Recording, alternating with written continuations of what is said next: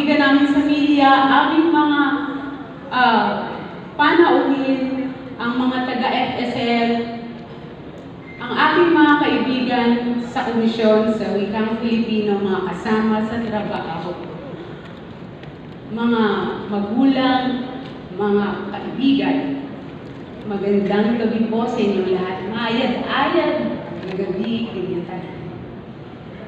Ngayon po, talagang nakita ko ang paglunging ng lahat. Sapagkat tayo po ay napapagitnaan ng mga sikat, mga bituin. Ito po yung aming mga idol talaga. Sapagkat ito po ang mga taga-sulong ng wikang Filipino. Ito po ang aming mga kasangga, mga kaagapay. Mamaya po, babasahin namin isa-isang kanilang mga pangalan. Pero sa ngayon po, talagang nais naming ibahagi sa inyo ang aming kasiyahan sapagkat kayo narito. Pinaunlakan po ninyo kami, pinaunlakan po ninyo ang aming paanyaya na samahan kami ngayon. Alam niyo po, ang komisyon sa wikang Filipino, hindi lang po tuwing Agosto nagtatrabaho.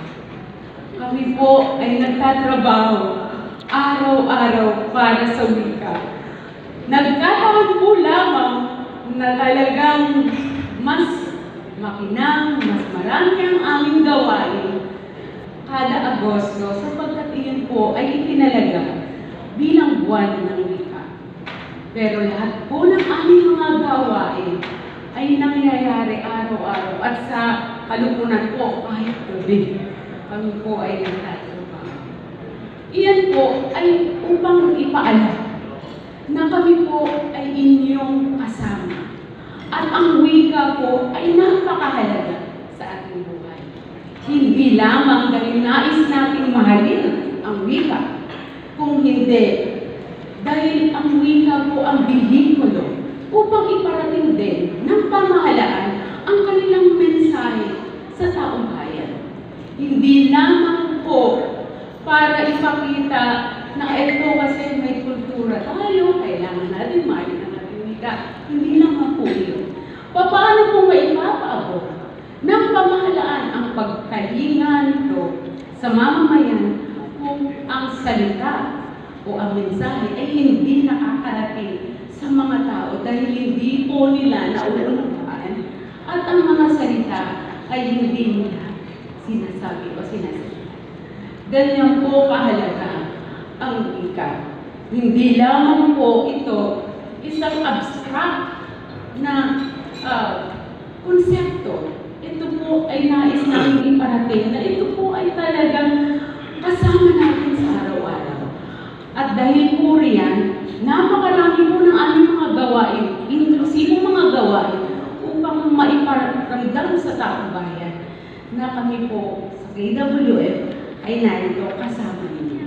Ngayong gabi po, paparangalan po natin ang mga individual, organisasyon, mga sentro ng kultura at wika na siyang kasama natin at patuloy na magiging kasama sa mga hinaharap na panahon upang isulong, paunlarin ang wika. Hindi lamang dahil ito ay isang abstract na konsepto, kung hindi ito ay mahalagang bahagi ng ating buhay.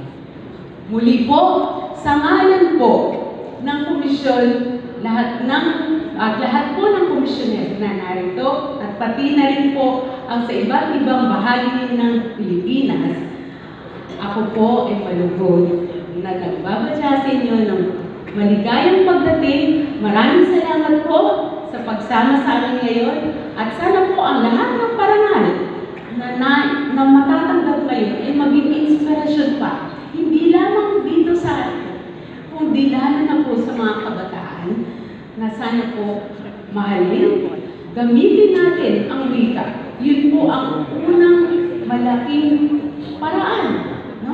At bihikulo para may pakita natin pagmamahal sa bayan.